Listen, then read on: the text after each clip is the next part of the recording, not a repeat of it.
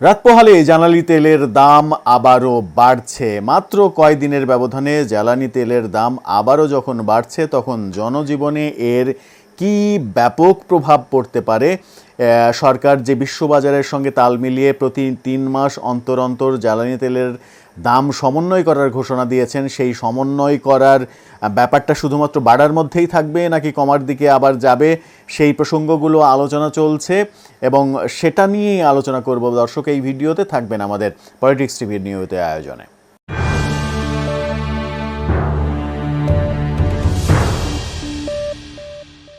বলছিলাম, আবারও জ্বালানি তেলের দাম বাড়ছে। রাত পোহালেই নতুন দাম কার্যকর হবে। তবে আশার কথা হচ্ছে এত ব্যাপক বাড়ছে না, যে ব্যাপকটা হঠাৎ করেই মাঝপথে প্রায় দ্বিগুণের বেশি করা হয়েছিল, সেরকম কিছু হচ্ছে না। সামান্য একটু বাড়ানো হচ্ছে, কিন্তু সামান্য একটু বাড়ার প্রভাবই জনজীবনে যে পড়বে এটা নিশ্চিত করে বলা যায়।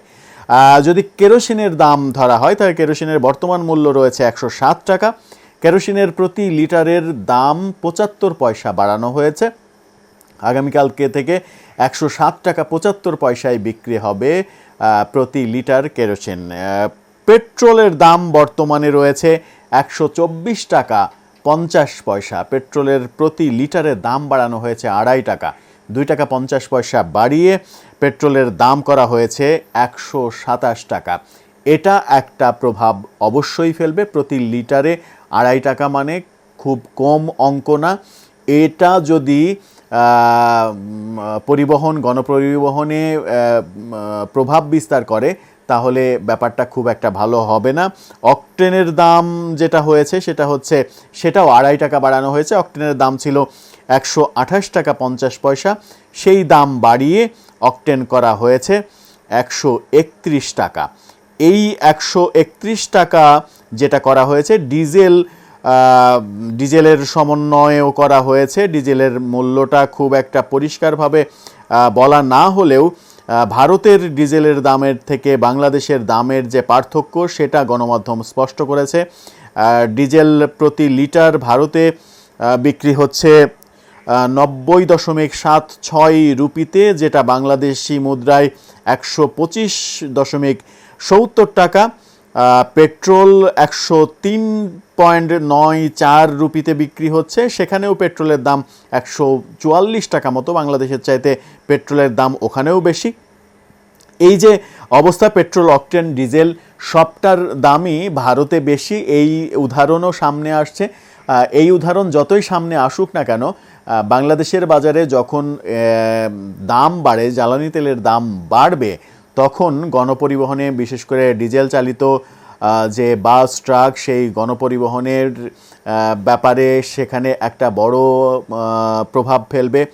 সাধারণ যে মোটর বাইক এবং ছোট গাড়ি যারা ব্যবহার করেন, পেট্রোল, অকটেন এইগুলো যারা ব্যবহার করেন, তাদের উপরে একটা অতিরিক্ত চাপ তৈরি হবে।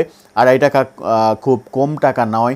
অনেকেই ভাবতে পারেন মাত্র তো 2.5 টাকা, কিন্তু 2.5 টাকা যে কম টাকা নয়, সেটা হয়তো যখন আপনি একসাথে 10 লিটার তেল নেবেন, তখন যখন 25 টাকা আপনাকে বেশি দিতে হবে, তখন আপনি বুঝতে পারবেন যে আপনার পকেট থেকে একটা বড় অঙ্কের টাকা বেশি চলে গেল। আমার মনে হয় যে জ্বালানি তেল আমাদেরকে যেভাবে ধোকাচ্ছে, এই ধোকানোর ব্যাপারটা চলতেই থাকবে। তবে আশার কথা হচ্ছে, সরকার যেটা বলেছেন সেটা হচ্ছে বিশ্ববাজারের সঙ্গে সঙ্গতি রেখে, যদিও বিভিন্ন আন্তর্জাতিক সংস্থা বাংলাদেশ যে তেলের উপরে ভর্তুকি দেয়, সেই ভর্তুকি উঠিয়ে নেওয়ার জন্য চাপ দিচ্ছে। যদি ভর্তুকি উঠিয়ে নেওয়া হয়, তাহলে তেলের দাম বর্তমানে যা, তার 1.5 গুণেরও বেশি হয়ে যাবে। সেটা সরকার এখনও কর্ণপাত করেনি। যদি সরকার সেই ফাঁদে পা দেয়, তাহলে জ্বালানি তেল বাংলাদেশের সাধারণ মানুষের নাগালের বাইরে চলে যাবে, যেটা এখনও সরকার যেতে দেয়নি। এই জন্য সরকারকে সাধুবাদ জানানো যেতে পারে। আর একটা সরকার ঘোষণা দিয়েছে যে এটা বিশ্ববাজারের সঙ্গে সঙ্গতি রেখে সমন্বয় করা হবে প্রতি 3 মাসে। সেই ক্ষেত্রে বিশ্ববাজারে যদি তেলের দাম কমে, তাহলে বাংলাদেশেও প্রতি 3 মাস অন্তরে কখনো কখনো তেলের দাম কমবে। তবে তেলের দাম কমলে যেটা হবে না, সেটা হচ্ছে গণপরিবহনের যে ভাড়া কমানোর কিংবা খরচ কমার যে সম্ভাবনা, সেটা হবে না। কারণ বাংলাদেশে কোনো কিছু বেড়ে গেলে আর কখনো কমে না। যেটা সরকারি নিয়ন্ত্রণের বাইরে রয়েছে, বিশেষ করে বেসরকারি সেক্টরে কোনো নিয়ন্ত্রণ আছে বলে আমার মনে হয় না। কোনো কিছুর দাম বেড়ে গেলে, সেটা সবজি হোক আর পেট্রোল হোক আর যাই হোক, কোনো কিছুর দাম বেড়ে গেলে, বাস ভাড়া একবার বেড়ে গেলে সেই বাস ভাড়া বাংলাদেশে কমেছে এমন নজির কেউ কখনো দেখাতে পারবে না।